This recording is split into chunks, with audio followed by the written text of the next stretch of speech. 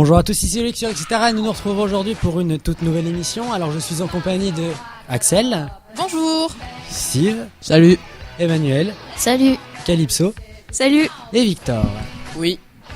Alors aujourd'hui nous allons avoir une émission un peu à thème avec deux chroniques. Donc la première c'est celle de Axel. Oui, ça sera le film diffusé dans le cadre du dispositif lycée en cinéma et un micro-trottoir réalisé par Enora. Et ensuite nous aurons une petite chronique, donc une interview de David Scherer, un maquilleur de science-fiction, donc qui est venu dans le cadre du festival Retour à la normale au lycée Vieljeu. Alors nous allons commencer tout de suite avec la chronique d'Axel. Oui, je m'invite parmi les lycéens. Donc je vais juste vous présenter rapidement De battre mon cœur s'est arrêté, qui est un des premiers des 3 films diffusés dans le cadre du dispositif lycée en cinéma, qui permet en fait d'amener des classes au cinéma pour voir des films et ensuite l'exploiter de façon pédagogique dans les cours. De battre mon cœur s'est arrêté a été réalisé par Jacques Audiard, il est sorti en salle en 2005. On y retrouve Romain Duris dans le personnage principal qui s'appelle Thomas, Niels Arestrup qui joue le père de Romain Duris, Emmanuel Devos, Horatica, Mélanie Laurent et Gilles Cohen notamment. Le film raconte l'histoire de Thomas, un jeune homme de 28 ans qui suit les traces de son père, un homme véreux, malhonnête et violent, qui travaille dans l'immobilier en tant que revendeur d'appartements et d'immeubles à Paris. Thomas rêve en fait au plus profond de lui de devenir concertiste, de suivre le chemin artistique de sa mère décédée, pianiste de renom.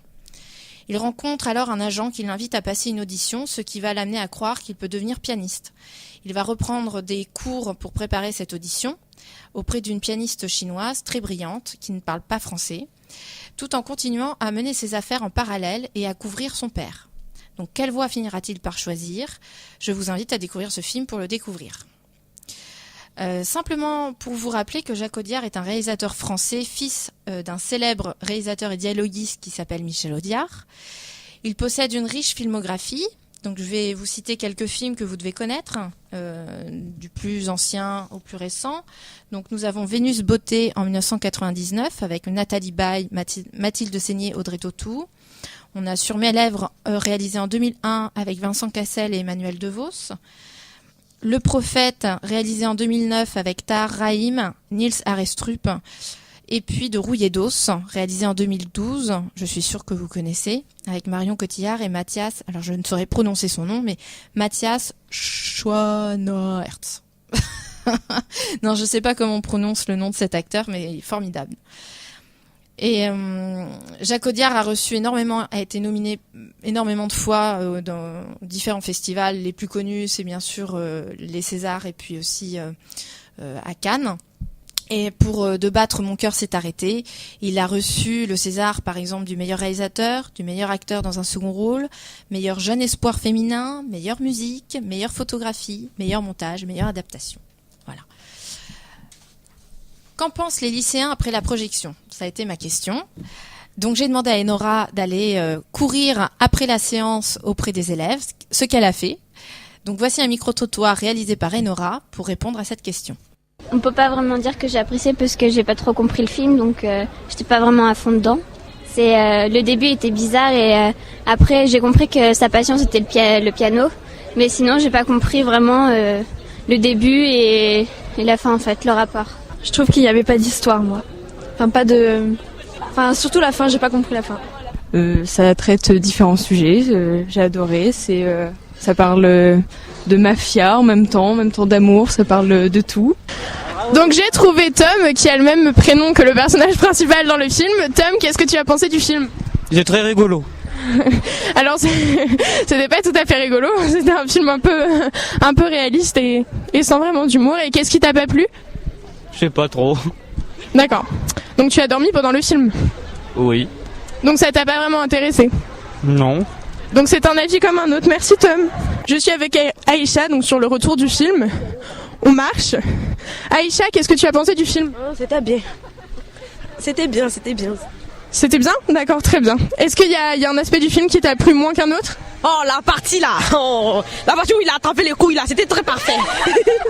En effet, à la fin du film, Tom, donc le personnage principal, se bat avec l'homme qui a tué son père et ça n'a pas plu à Aïcha. Merci Aïcha. De rien. Merci. Donc je viens de courir après Léa et Victoria et maintenant que je les ai rattrapés, on va pouvoir leur poser quelques questions. Alors Léa, qu'est-ce que tu as pensé du film ? Moi j'ai beaucoup aimé le film, j'ai trouvé déjà j'aime beaucoup Romain Duris. Donc j'ai trouvé vraiment attachant dans ce film même si on peut le dire c'est une pourriture.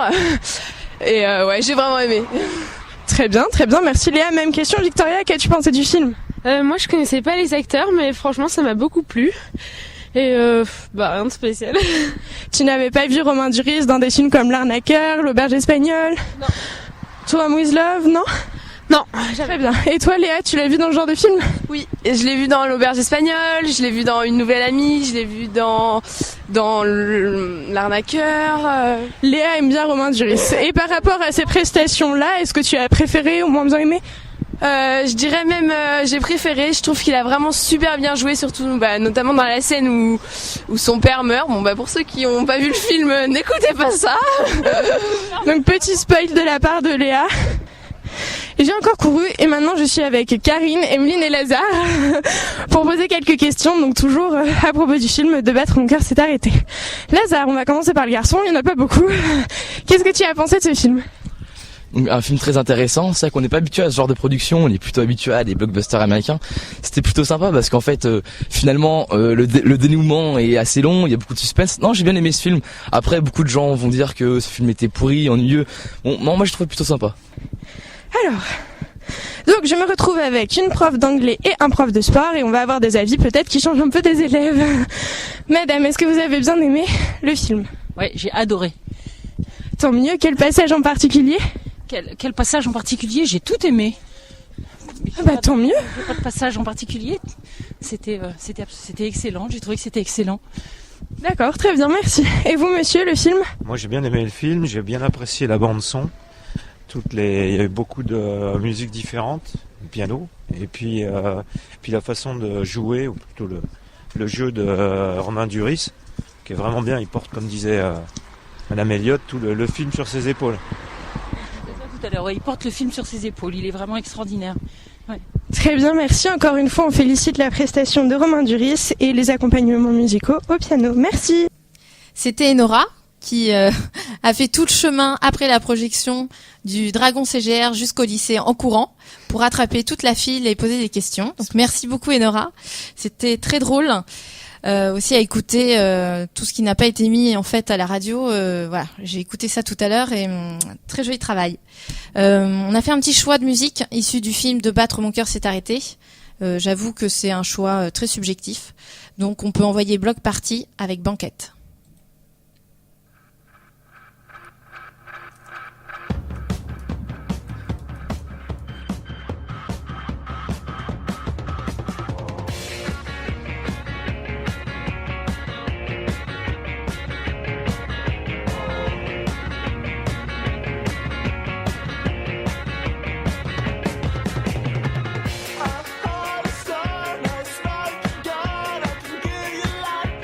Take it away.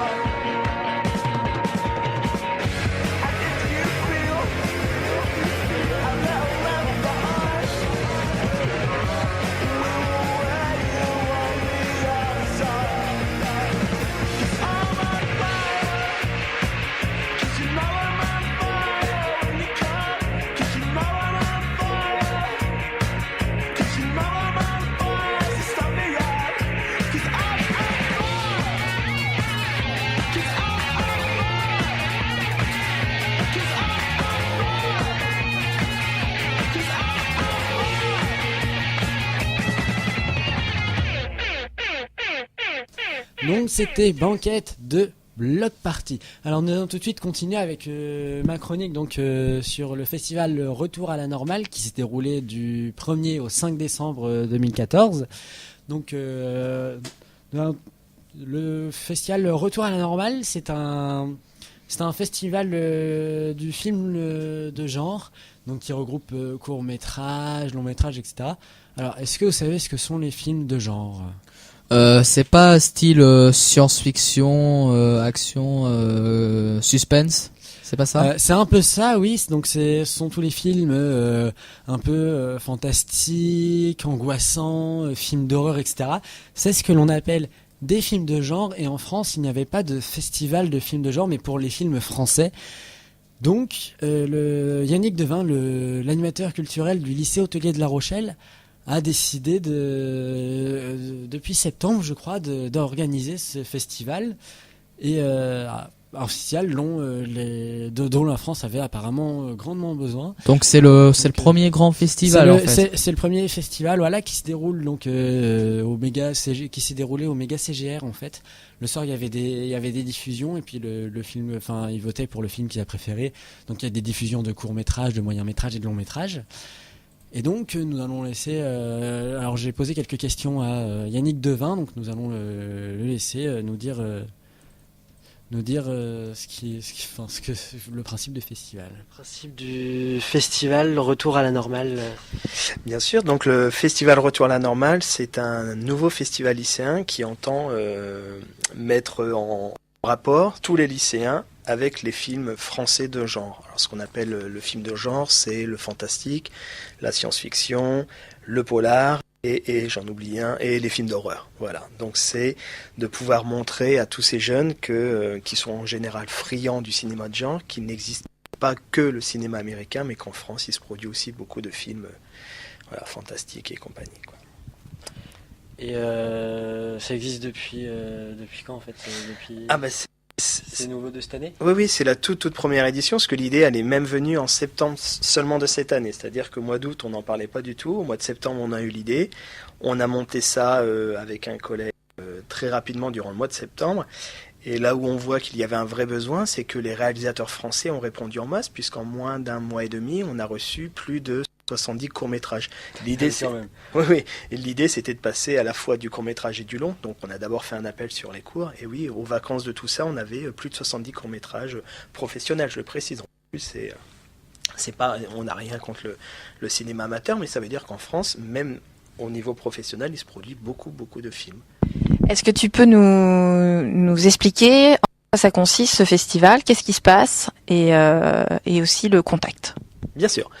Non, donc l'idée c'était de mettre en relation, comme je l'ai dit, les lycéens, non seulement avec les œuvres, mais aussi avec ceux qui les font. C'était pas simplement de projeter des films, mais aussi de faire rencontrer les jeunes, de faire rencontrer les professionnels avec les jeunes. Donc, évidemment, le fer de lance du festival, c'est des projections. Sur les 70 films qu'on a sélectionnés, qu'on a reçus, on en a sélectionné 42. Sur ces 42-là, on en a sélectionné 10 en compétition qui vont être projetés le mercredi soir ou qui ont été selon au Méga CGR de La Rochelle. Un long métrage qui sera projeté également au Méga CGR de La Rochelle le jeudi soir. Et puis le lundi et mardi, les lycées volontaires, puisque on a 25 lycées au total qui se sont inscrits sur le dispositif, pouvaient faire des projections délocalisées au sein de leur foyer ou dans leurs amphithéâtres. Donc, des projections, mais aussi des rencontres, puisque cette année, la première édition est parrainée par David Scherer, qui est l'un des meilleurs ou l'un des plus connus maquilleurs d'effets spéciaux en France, qui est là sur la durée du festival et qui a ramené avec lui des réalisateurs de courts-métrages sur lesquels David justement a travaillé et qui permet de faire des rencontres où les élèves peuvent échanger avec eux, assister à des démonstrations de maquillage et j'en passe. Donc voilà, c'était Yannick Devin, donc l'animateur culturel du lycée hôtelier de La Rochelle qui a éclairé notre lanterne à propos du festival Retour à la Normale. Vous pouvez trouver d'ailleurs plus d'informations à propos du festival sur retouralanormale.fr. Donc voilà, visitez si vous voulez. Alors, Yannick Devin, je vais poser cette question. La semaine dernière, mercredi dernier, le mercredi 3 décembre, au lycée Vieljeu, puisque en fait le festival Retour à la Normale avait projeté 3 courts-métrages en fait qui participaient au festival. Et donc il y avait Yannick Devin qui était là, il y avait également David Scherer, un maquilleur de science-fiction. Donc qui était venu et qui a participé aux 3 courts-métrages. Et donc voilà, donc j'en ai profité pour poser des questions à David Scherer. Donc bonjour, bonjour. Est-ce que vous pouvez vous présenter en quelques mots?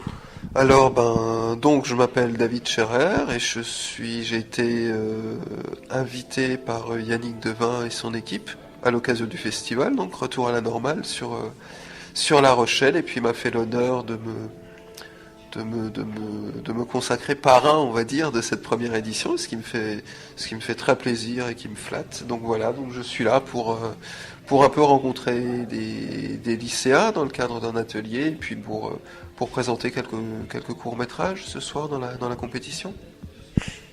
Et dans les courts-métrages que l'on a vus dans l'après-midi, donc il y avait Blataria, Lucie et Alice et Lucie, Alice, et Alice et Lucie. Mysteris. Voilà, et dans lequel vous avez eu le plus de travail? Alors c'était des boulots, celui sur lequel vraiment il y a le plus d'effets, c'est Blataria, parce qu'il y a énormément d'effets, d'effets sanglants, de prothèses, de choses comme ça.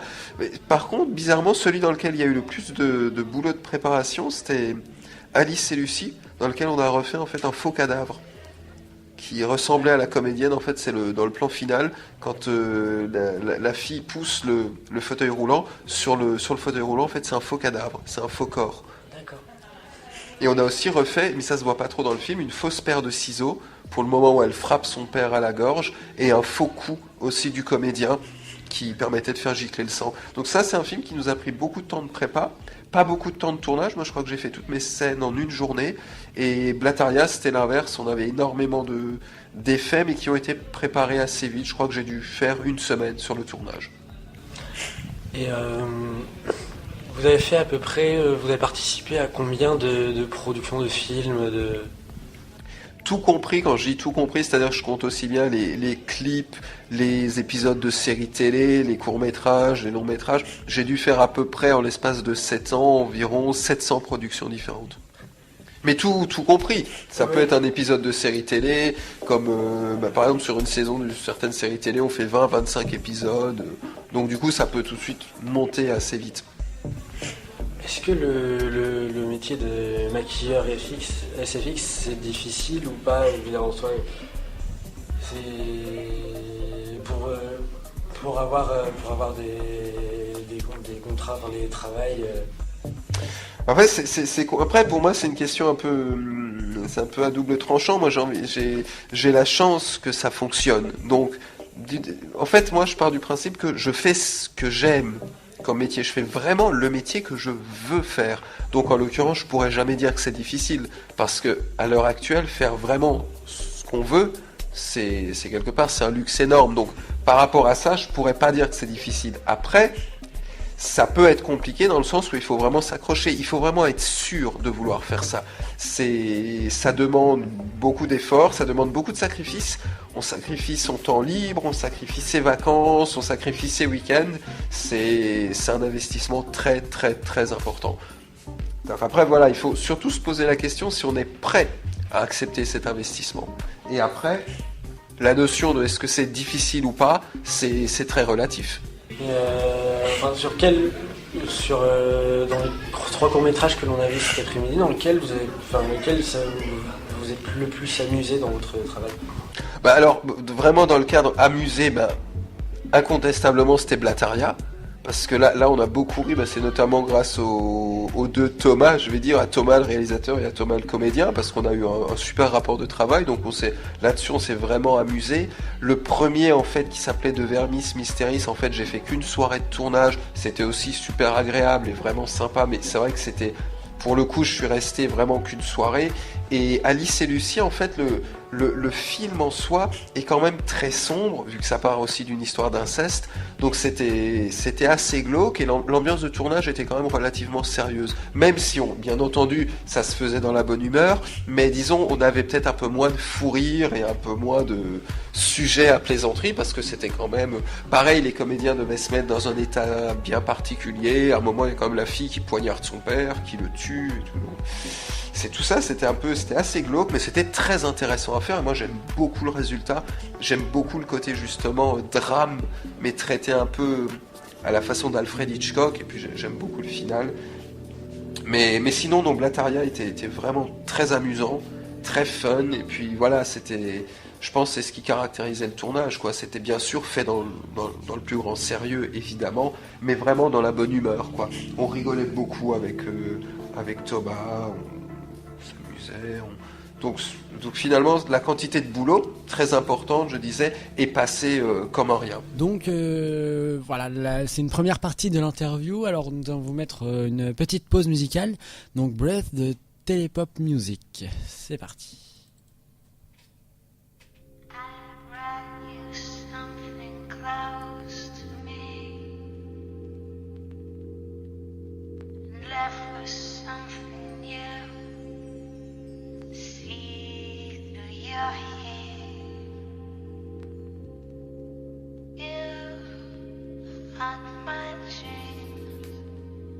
Nothing to do but believe. Just believe. Just breathe.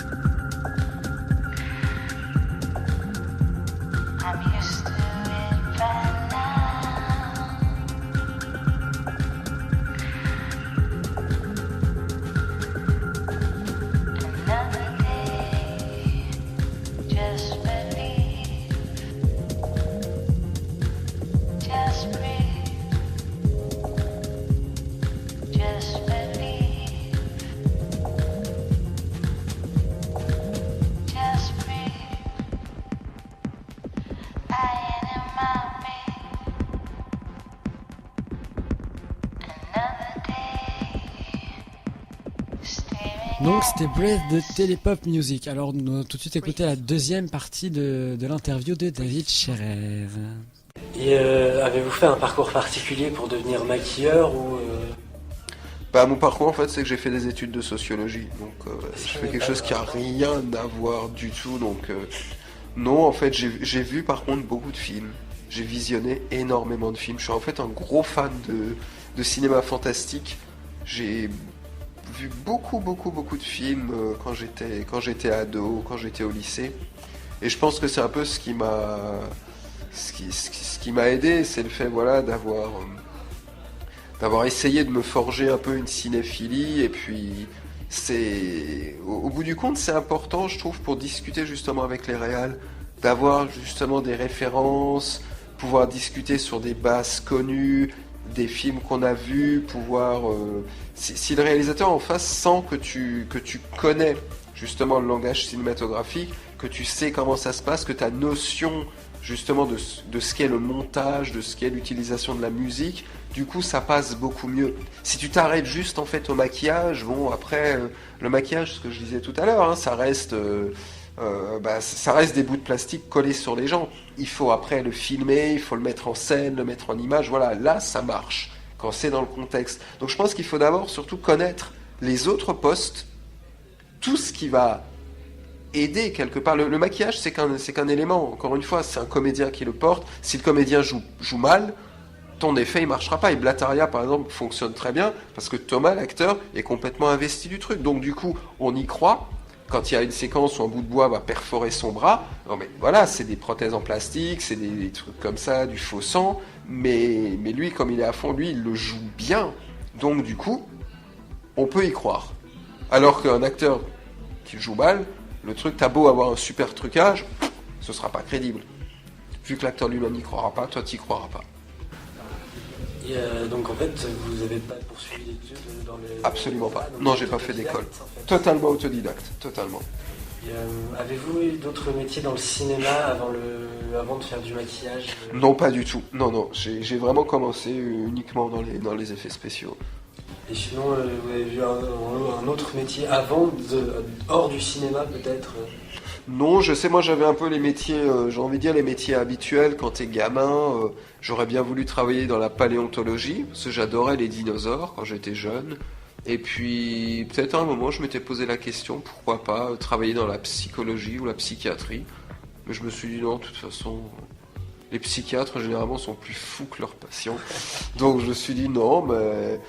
Non, j'avais vu, à force, comme dit, de voir des films d'horreur, je me disais, mais c'est... Au final, voilà, il y a des... Je vois ça et je me dis, putain, il y a des mecs, leur job, c'est ça, c'est de fabriquer des monstres, c'est de fabriquer des plaies sanguinolentes, couper des têtes et tout. Je me dis, putain, ça doit être quand même être assez marrant comme boulot. Donc j'essaierai bien. Donc voilà, j'ai essayé. Et ça vous a plu? Et ça m'a plu, beaucoup plus, ça me plaît toujours, hein, heureusement. Le jour où ça me plaira plus, j'arrêterai, je ferai très certainement autre chose. Bon, pour l'instant, ça me plaît, donc... Voilà, on va continuer encore un petit peu. Et vous participez à la création de films, mais quel style de film vous regardez principalement Alors, je regarde beaucoup de fantastique, mais de fantastique au sens large, c'est-à-dire que ça peut aussi bien être des films à suspense, d'atmosphère, comme Psychose ou L'Exorciste, j'adore ces classiques. Les films d'Alfred Hitchcock, les films de Brian De Palma, j'adore les films des années 80, j'adore aussi tout le cinéma fantastique italien des années 70-80, c'est des réalisateurs comme Mario Bava, Dario Argento, Lucio Fulci, Aldo Lado, Sergio Martino, tous ces gens-là, en fait, sont des fois des réalisateurs un peu méconnus. Et moi, je fonctionne beaucoup au cinéma, justement, à l'ancienne, des années 70-80, donc ça c'est vraiment le cinéma qui me passionne, ce qui m'empêche pas après de voir des films plus récents. Je veux aussi voir ce qui se fait en cinéma fantastique, ce qu'il y a eu dernièrement. Il y a eu des choses, la série des REC, par exemple, c'était très sympa, ou même la série des Saw, par exemple. Mais c'est vrai que j'ai beaucoup plus de coups de cœur dans le cinéma des années 70. Je le trouvais plus riche, plus varié, donc du coup plus intéressant. On n'avait peut-être pas tous les moyens numériques aujourd'hui, donc du coup ça forçait, je pense, les réalisateurs à vraiment se creuser la tête pour faire des films originaux et beaux. C'est ce qui me plaît justement chez les Italiens. Le problème avec certains films numériques, c'est que du coup, il y a certains effets dans les films totalement numériques qui perdent de réalisme. Totalement. C'est ce qui est dommage. Et du coup on rentre pas dans le film, on n'y croit pas. Et je revoyais, il est passé à la télé récemment, un film des années 70 s'appelle Police Python, un film d'Alain Corniot avec Yves Montand, un film français, un polar justement, un film assez noir. Et il y a à la fin du film un braquage avec des coups de feu, tout ça entre des braqueurs, des mecs sur un parking de supermarché avec la police. Et je trouve c'est un braquage qui, même si ça date des années 70, qui est super crédible. L'action est 100% crédible. On y croit du début à la fin. Et je me dis, tu vois, aujourd'hui, tu prends des films de 2010, 2012, t'as pas forcément, malgré tous les moyens actuels, t'as pas forcément cette crédibilité, ce truc que t'avais justement dans les années 70 ou les années 80. Voilà. Après, c'est ma perception des choses, bien sûr. Donc c'était David Scherer, donc dans le cadre du festival Retour à la normale. Alors j'ai une petite question donc pour ceux qui sont là. Avez-vous prévu quelque chose pour la semaine prochaine ? Oui, moi, alors j'ai prévu une petite chronique qui vous fera voyager entre les planètes et les étoiles. C'est Interstellar, le film de l'année selon moi, et j'espère que ce sera une bonne chronique pour vous. Et Emmanuel et Calypso ? Donc nous, Emmanuel et moi, nous avons prévu d'interviewer une enseignante de BTS, Madame Bray, puisque le lycée Saint-Exupéry fête les 20 ans du BTS Commerce International cette année. Et toi, Victor, est-ce que tu as prévu de nous parler de quelque chose la semaine prochaine ? Eh bien, je compte parler du Hobbit, donc le film événement que tout le monde attend, et du coup le 3e volet. Donc j'espère qu'il sera bien et je vais le voir ce week-end. Eh bien, dans tous les cas, merci d'avoir écouté l'émission, etc. pour cette semaine. N'oubliez pas, vous pouvez nous retrouver dès la semaine prochaine, dimanche à 19h, mercredi à 19h et mardi matin à 7h. Vous pouvez en attendant la prochaine émission nous suivre sur Facebook, l'émission, etc., Twitter, etc., Syntex, YouTube, donc l'émission, etc., et sur notre nouveau blog, exetera.tk. Donc en attendant, moi je vous dis à bientôt. Salut. Salut tout le monde.